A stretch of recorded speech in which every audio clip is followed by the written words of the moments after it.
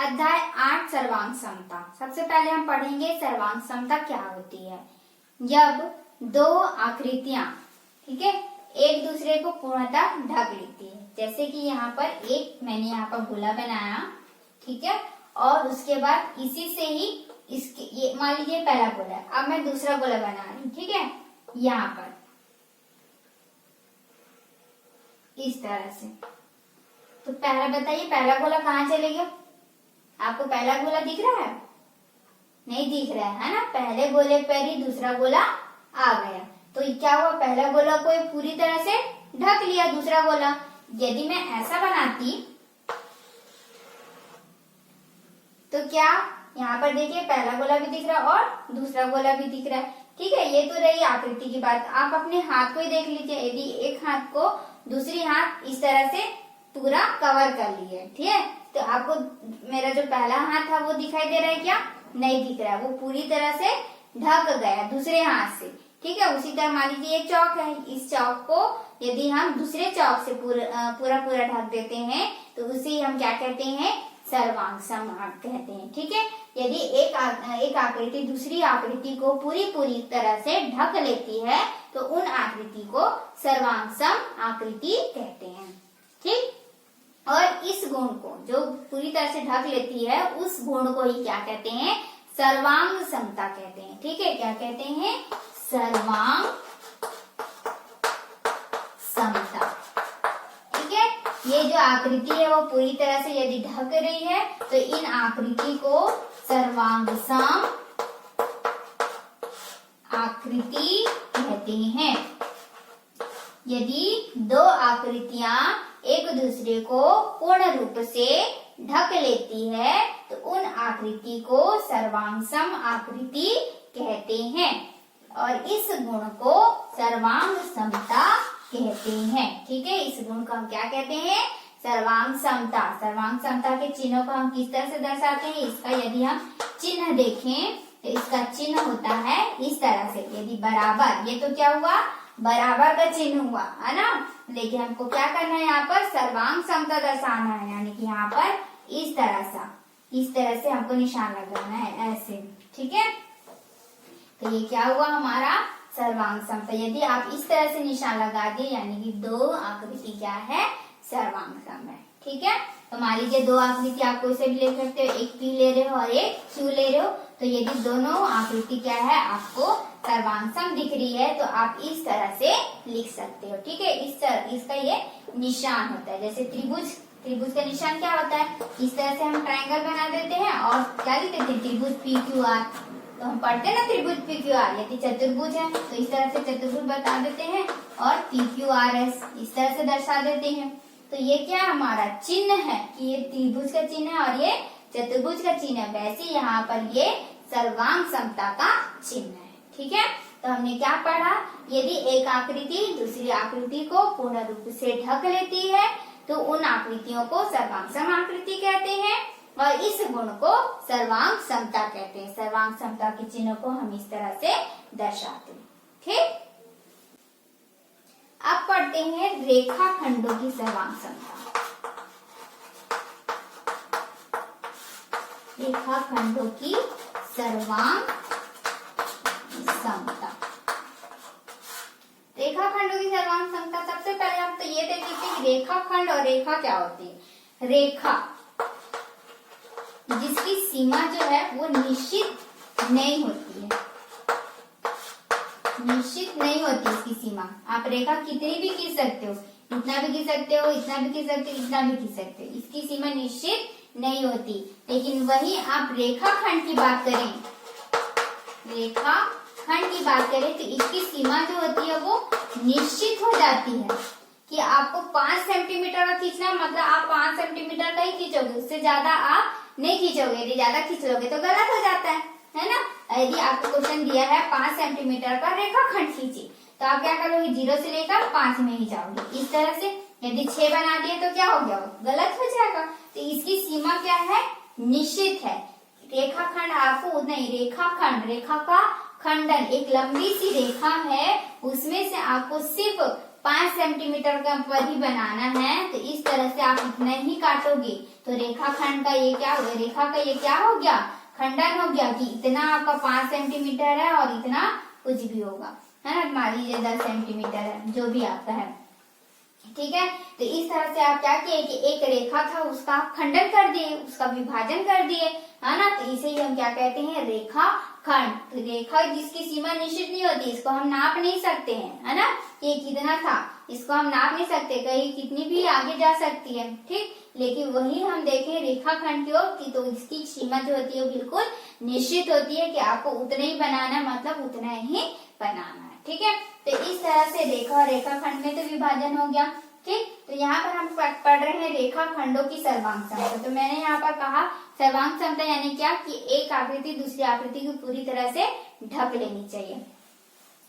तो जैसे हम रेखा में देखते हैं, यदि हम रेखा में सर्वांग समता देते हैं तो जैसे अभी मैंने कहा कि इसकी सीमा तो निश्चित नहीं होती है, एक यहाँ पर ले रहे हो दूसरी यहाँ पर ले रहे हो, ठीक है, इसकी सीमा तो निश्चित है ही नहीं। 2 आकृति आप ले रहे हो इस तरह से, तो क्या ये पूरी तरह से ढक पाएगी, नहीं ढक पाएगी, ठीक है, क्योंकि ये हमको पता ही नहीं है कि वहाँ कितनी दूरी तक जाएगा। तो ये क्या होती है कि रेखा में ये सर्वांग समता नहीं हो सकती, क्योंकि ये 2 आकृति है वो एक दूसरे को पूरी तरह से नहीं ढक पाएगी। लेकिन वही हम रेखाखंड की बात करें, यदि हम रेखाखंड की बात करें कि यदि दोनों आकृति 5-5 सेंटीमीटर की है तो ये एक दूसरे को पूरी तरह से ढक लेगी, ठीक है, ये भी 5 सेंटीमीटर है और ये भी 5 सेंटीमीटर है, तो दोनों आकृति क्या है एक दूसरे को ढक लेगी। यदि मैं इसको उठा के यहाँ फिट कर दूं तो बिल्कुल बराबर आएगा कि नहीं आएगा, कि छोटा बड़ा हो जाएगा, नहीं होगा, है ना। लेकिन यही आकृति को यदि मैं करूँ तो ये छोटा बड़ा हो जाएगा, ये आकृति आपको अलग से दिखने लग जाएगी, ठीक है। तो इसीलिए मैंने क्या बताया कि रेखा खंडों की सर्वांग समता, ठीक है, रेखा की सर्वांग समता नहीं होगी, रेखा खंडों की सर्वांग समता होगी, क्योंकि इसकी रेखा खंड की जो दूरी होती है वो बिल्कुल समान होती है, ठीक है, इसकी सीमा निश्चित होती है। लेकिन रेखा की सीमा निश्चित नहीं होती है, इसलिए रेखा की सर्वांग समता नहीं हो सकती, केवल रेखा खंडों की सर्वांग समता होती है, ठीक। तो इस तरह से अभी हमने देखा कि रेखा खंडों की सर्वांग समता होती है वो भी तब होगा जब उनकी लंबाई समान हो, ठीक है। यदि रेखा खंड भी है और उसकी लंबाई अलग अलग है, 4 सेंटीमीटर और 10 सेंटीमीटर ले रहे हो, तो वहां पर भी वो सर्वांग सम नहीं होंगे, दोनों की लंबाई जो है वो बिल्कुल समान होनी चाहिए, ठीक है। ये नहीं कि एक आप छोटा ले रहे हो 10 सेंटीमीटर का ले रहे हो और एक 4 सेंटीमीटर का ले रहे हो तो वैसे भी सर्वांग समता नहीं हो पाएगी, ठीक है। तो हमको ध्यान रखना है कि जब हम रेखाखंड की सर्वांग समता भी दे रहे हैं तो उनकी लंबाई जो बिल्कुल समान हो, ठीक। अब हम पढ़ेंगे कोणों की सर्वांग समता। कोणों की सर्वांग समता, कोणों की सर्वांग समता क्या हुई, कोण बनाना, कोण से नाम याद समझ में आ गया होगा कि आपको क्या करना है, कोण बनाना। मान लीजिए आप यहाँ पर कोण बना रहे हो इस तरह से 40 अंश का कोण बना रहे हो, ठीक है, यहाँ पर नाम दे रहे हैं ABC, ठीक है। तो आप कोण बनाते हो तो सबसे पहले क्या करते हो, सबसे पहले उसका आधार बनाते हैं। तो आधार यहाँ पर मान लीजिए आप बना रहे हो 4 सेंटीमीटर का AB, फिर A पॉइंट पर रखकर आप यहाँ से यहाँ तक की जो दूरी है ये आप बना रहे हो आपको 40 अंश का, तो 40 अंश पर तो आप फिक्स कर दोगे। उसके बाद यदि आप इस तरह से डॉट लगाते हैं ना, चांदा इस तरह से रखते हैं, 40 जहाँ पर आता है वहां पर डॉट लगाते हैं, ऐसे करते हैं कि नहीं, और फिर इसके बाद स्केल पकड़ते हैं और फिर लाइन खींचते हैं। तो मान लीजिए आप यदि लाइन खींच रहे हो तो ये जो दूरी है वो कितनी है, 5 सेंटीमीटर की है, ठीक है, या फिर 4 सेंटीमीटर की, जो भी 5 सेंटीमीटर के मान लीजिए, तो ये हमारा बन गया 40 अंश का कोण, ठीक है। सेम एज इट इज हम यहाँ पर यदि बना रहे हैं, यहाँ पर यदि 3 सेंटीमीटर का ले रहे हो आप AB, ठीक है, या PQR जो भी है, ठीक है, और फिर यहाँ पर भी रखकर आप 40 अंश का कोण बना रहे हो और ये दूरी आपका 6 सेंटीमीटर है। तो अब बताइए क्या ये दोनों सर्वांग सम दिख रहे हैं आपको, आप बोलोगे नहीं है, लेकिन ये सर्वांग सम है, ठीक है। हम पढ़ रहे हैं क्या, कोणों की सर्वांग समता, यानी कि कोण जो है वो बराबर होने चाहिए। आपका लकीर छोटा हो या इससे बड़ा हो, इससे कोई मतलब नहीं है। आपका यहाँ पर देखो ये जो मान है वो 40 तो है ना। छोटे बड़े से क्या, आप इस चांदी से जब बनाते होगे कोई इतना बनाता होगा, कोई इतना बनाता होगा, कोई इतना बनाता होगा, या ये लंबाई कोई छोटा लेता होगा, कोई इतना लेता होगा, कोई इतना लेता होगा, लेते होगे ना। ठीक है, तो लेकिन नाप जो है वो हमारा समान बन रहा है कि नहीं। 40 अंश का मतलब 40 अंश का एक और बनाना है, 50 अंश का नहीं बनाना है। ठीक है, तो हमारा ये जो भुजाओं का मान है, ये हमारी जो दो भुजाएं हैं उसका मान यदि अलग अलग भी है तो भी वो सर्वांग सम है। ठीक है, या तो आपका सेम हो सकता है या फिर अलग अलग, लेकिन ऐसा नहीं कि एक तरफ 40 बना रहे हो और एक तरफ 50 बना रहे हो। इस तरह से मान लीजिए आप यहाँ पर 4 सेंटीमीटर खींच रहे हो, यहाँ पर भी 4 सेंटीमीटर खींच रहे हो। ठीक है, यहाँ पर आप 6 सेंटीमीटर खींच दिए, यहाँ पर भी 6 सेंटीमीटर खींच दिए, लेकिन यहाँ पर आप 40 अंश का बना रहे हो और यहाँ पर आप 30 अंश का बना रहे हो। तो भुजाएं यदि समान है और लेकिन कोण यदि अलग अलग है तो भी वो कोणों की सर्वांग समता नहीं कहलाएगी। ठीक है, भले भुजाएं अलग अलग हो लेकिन हमारा जो कोण का माप है वो बिल्कुल समान होना चाहिए, तभी हम उसे क्या कहेंगे, कोणों की सर्वांग समता। ठीक है, समझ में आ रहा है। रेखाखंडों की सर्वांग समता में रेखाखंड की लंबाई समान होनी चाहिए, तभी वो रेखाखंड की सर्वांग समता कहलाएगी। यदि हम कोणों की सर्वांग समता पढ़ रहे हैं तो जो कोण हम बना रहे हैं वो समान होना चाहिए। भुजाओं का मान समान भी हो सकता है या फिर आप अलग अलग भी ले सकते हो, लेकिन कोण का जो माप है वो बिल्कुल समान होना चाहिए, तभी हम उसे क्या कहेंगे, कोणों की सर्वांग समता। ठीक, आगे पढ़ते हैं त्रिभुजों की सर्वांग समता। अब त्रिभुज क्या होता है, त्रिभुज में क्या क्या होते हैं बताइए। त्रिभुज में होती हैं भुजाएं और उनके कोण, यही होता है ना। तो यदि आप दो त्रिभुज ले रहे हो, ठीक है, कोई भी दो त्रिभुज आप ले रहे हो, उसको यदि आपको सर्वांग समता प्रूफ करना है तो क्या होना चाहिए, इनकी जो भुजाओं की लंबाई है वो बराबर होनी चाहिए और साथ ही इसके जो कोण है वो भी बराबर होने चाहिए, तभी हम क्या कहेंगे, इसे त्रिभुजों की सर्वांग समता कहेंगे। ठीक है, तो अभी हमने क्या पढ़ा, सर्वांग समता क्या होती है कि ऐसी आकृति जो एक दूसरे को पूर्ण रूप से ढक लेती है उसे सर्वांग सम आकृति कहते हैं, तथा इस कोण को सर्वांग समता कहते हैं। सर्वांग समता को हम इस चिन्ह से प्रदर्शित करते हैं। उसके बाद हमने पढ़ा रेखाखंडों की सर्वांग समता। तो रेखाखंडों की सर्वांग समता क्या होती है, क्योंकि उनकी दूरी जो होती है वो निश्चित होती है, इसलिए रेखाखंडों में सर्वांग समता हो सकती है, लेकिन उनकी जो लंबाई है वो बिल्कुल समान होनी चाहिए। ठीक, उसके बाद हमने पढ़ा कोणों की सर्वांग समता। कोणों की सर्वांग समता में क्या है कि उनकी जो भुजाओं की लंबाई है या तो समान हो सकती है या तो आप अलग अलग भी ले सकते हो, लेकिन जो आप कोण बना रहे हो वो बिल्कुल सेम होना चाहिए। ठीक है, तो हमने यहाँ पर कोणों की सर्वांग समता पढ़ा। फिर हमने पढ़ा त्रिभुजों की सर्वांग समता। तो त्रिभुजों की सर्वांग समता में मैंने क्या बताया, त्रिभुज में क्या क्या होती है, भुजाएं और कोण। तो ये दोनों ही मान दूसरे त्रिभुज के लिए भी लागू होता है कि यदि आप भुजाओं की यहाँ पर ले रहे हो तो दूसरी भुजा का सेम मान होना चाहिए। यहाँ पर यदि कोण ले रहे हो तो यहाँ पर भी सेम कोण बनना चाहिए। ठीक, उसे ही हम क्या कहेंगे, त्रिभुजों की सर्वांग समता। अब पढ़ते हैं प्रश्नावली 8.1 की ओर। प्रश्नावली 8.1 में आपका पहला क्वेश्चन आपको इस तरह से दिया है कि आपका त्रिभुज एबीसी, ये आपको दिख रहा है त्रिभुज एबीसी और त्रिभुज XYZ, दोनों आपको क्या बोल रहे हैं, यहाँ पर निशान देके आप बता पा रहे होगे ये क्या है, सर्वांग सम है। ठीक है, तो दोनों त्रिभुज आपको सर्वांग सम है बोल रहा है। तो यदि सर्वांग सम है तो आपको इस तरह से खाली स्थान दिया हुआ है, ये खाली स्थान को आपको भरना है। ठीक है, तो यहाँ पर पहला क्वेश्चन दिया है कि कोण ए किसके बराबर है, कोण ए किसके बराबर है। ठीक है, तो यहाँ पर देख पा रहे होगी इस तरह से डायग्राम बना हुआ है। ठीक, यहाँ पर तो आप देख के बता सकते हो कि कोण ए किधर दिया है, यहाँ पर दिया है, तो यहाँ पर इसके बराबर कौन दिख रहा है, x, तो यहाँ पर क्या आ जाएगा, कोण x। ठीक है, इधर दिया है, यहाँ पर खाली स्थान दिया है और यहाँ पर y दिया, तो यानी कि y की जगह क्या दिख रहा है, यहाँ पर इसमें y की जगह b दिख रहा है ना, तो यहाँ पर कोण b हो जाएगा। z में देखिए z की जगह कौन दिख रहा है, c दिख रहा है, तो यहाँ पर क्या आ जाएगा, कोण c हो गया। ठीक, ये तो हुआ कोण की बात। a कोण x कोण के बराबर है, b कोण y कोण के बराबर है, c कोण z कोण के बराबर है। ठीक है, अब यहाँ पर दिया है भुजा, ए बी भुजा, ये ए बी भुजा, किसके बराबर है, तो देखिए किसके बराबर है, इस XY भुजा के बराबर है। तो यहाँ पर क्या आ जाएगा, XY।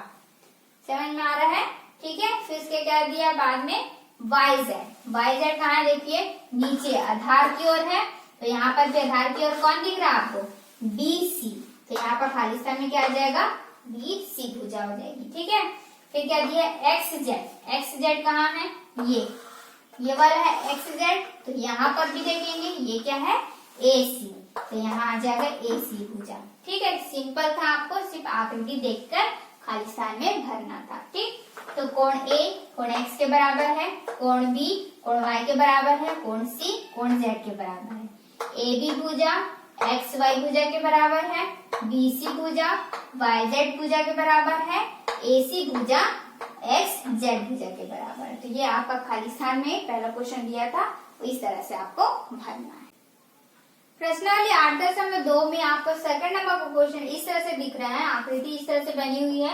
यहाँ पर दिया है त्रिभुज MON, दिख रहा है आपको त्रिभुज MON। सर्वांगसम है त्रिभुज XOY के, XOY की। कैसे सर्वांगसम है, ये त्रिभुज बना है, ठीक है। ये त्रिभुज बना है, यहाँ पर है O, यहाँ पर है M, यहाँ पर M। यदि इसी त्रिभुज को यदि पलट दें, ऐसे ले जाए, ठीक है, ऐसे ले जाएंगे तो ये आकृति ऊपर जाएगी कि नहीं, इस तरह से जाएगी, ठीक है। ये जो शीर्ष है वो तो O नीचे ही रहेगा ना, ऐसे ही रहेगा। यहाँ पर आएगा O, यहाँ जाएगा M, M। देखो तब ये सर्वांगसम दिखेंगे कि नहीं। यदि इसको मैंने इसी आकृति को पलट दिया ना, इस आकृति को उठा के यदि इस आकृति में फिट कर देंगे तो दोनों क्या होंगे, सर्वांगसम होंगे कि नहीं। वैसे यहाँ पर सेम आकृति आपको दिया हुआ है, M and O जो है इसको पलट के इधर उधर कर देंगे तो दोनों आकृति एक दूसरे को ऐसे ढक लेगी, ठीक है। तो ये दोनों आकृति आपको सर्वांगसम है बोल रहा है। अब है बोल रहा है तो हमको क्या क्वेश्चन पूछ रहा है कि XOY के कोण, क्योंकि यहाँ पर क्या दिया है, त्रिभुज दिया है। त्रिभुज दिया यानी कि भुजाएं भी निकालना है और कोण होते हैं। तो यहाँ पर आपको XOY जो त्रिभुज दिया है उसकी भुजाओं का मान निकालना है और साथ ही उसके कोणों का भी मान निकालना है, ठीक है। तो अभी हमने जैसे पहले क्वेश्चन में पढ़ा था कि दो त्रिभुज दिख रहे थे, उसमें भुजाएं हम नाप रहे थे कि इस तरफ का एंगल है तो इस तरफ का ही एंगल होना चाहिए, ऊपर नीचे का आधार है तो नीचे का आधार ही होना चाहिए, इस तरह से हम देख रहे थे ना। तो यहाँ पर मेरी दो आकृति, ये क्या हुआ, नीचे की आकृति में बना रही हूँ MNO। तो यदि मैं इसको पलट दूं तो ये आकृति मेरी इस तरह से बन जाएगी, यहाँ होगा O, हो जाएगा X और ये हो जाएगा Y, ठीक है। इस तरह से ये आकृति मैंने पलट दिया। अब यहाँ पर देखिए कि MN का मान कितना दिया है, 4.5 दिया है, ठीक है। M और N का जो भुजा का मान दिया है 4.5 है। MO का मान 3.7 है, ठीक है। और यहाँ पर NO का मान 2.9 सेंटीमीटर दिया है, ठीक है। पहले भुजा में देख लेते हैं, है ना। पहले भुजा में देखते हैं तो हमारा इस तरह से मान हमको दिया हुआ है। तो यहाँ पर हमको सबसे पहले निकालना है भुजा। किसकी भुजा निकाल रहे हैं, त्रिभुज XOY। ये मैं हल बता रही हूँ, है ना, ये मेरा हल है।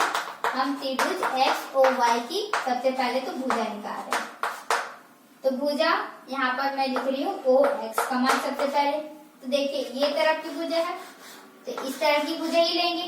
तो इस तरफ का मान क्या है, MO, किस भुजा के बराबर है, OX की, ठीक है। तो OX का मान कितना हो जाएगा, 3.7 सेंटीमीटर होगा कि नहीं। यहाँ पर भी 3.7 सेंटीमीटर हो गया। ये भुजा जो है वो इस भुजा के बराबर है, तो यहाँ पर 2.9 है, तो यहाँ पर भी 2.9 हो जाएगी, यानी कि OY का मान 2.9 सेंटीमीटर हो गया। MN का जो आधार है वहाँ XY का आधार है, तो यहाँ पर भी 4.5 सेंटीमीटर, यानी कि XY का मान कितना हो जाएगा, 4.5 सेंटीमीटर। ये तो निकल गई भुजा। अब बढ़ते हैं कोण की ओर, ठीक है। तो कोण M X कोण के बराबर होगा, अभी हमने पढ़ा खाली स्थान में। N कोण Y कोण के बराबर होगा और O कोण तो O कोण के बराबर ही रहेगा, है ना। तो M कोण का मान यहाँ पर 50 दिया हुआ है, तो यहाँ पर 50 होगा। N कोण का मान 60 दिया है, तो Y का मान भी 60 हो जाएगा। और O कोण का मान 70 है, तो O कोण का मान यहाँ पर 70 ही होगा, ठीक है। इस तरह से आपको समझ में आ गया होगा कि हमको भुजाओं के बराबर लेनी है, कोण के बराबर लेनी, क्योंकि ये दोनों सर्वांग सम है, इसीलिए यहाँ पर दोनों क्या होंगे, बराबर हो जाएंगे। ठीक है, यदि हम यहाँ पर कोण लिख रहे हैं किसका, त्रिभुज XOY का, है ना, जो निकालना है हमको ये, तो कोण x का मान हो जाएगा 50 अंश, अभी हमने देखा, कोण y का मान हो जाएगा 60 अंश और कोण O का मान हो जाएगा 70 अंश। ठीक है, तो इस तरह से हमको इस प्रश्न में त्रिभुज XOY का भुजाओं के मान निकालने थे और कोणों के भी मान निकालने थे। ठीक है, तो इस तरह से यहाँ पर आपके हल करोगे। ठीक।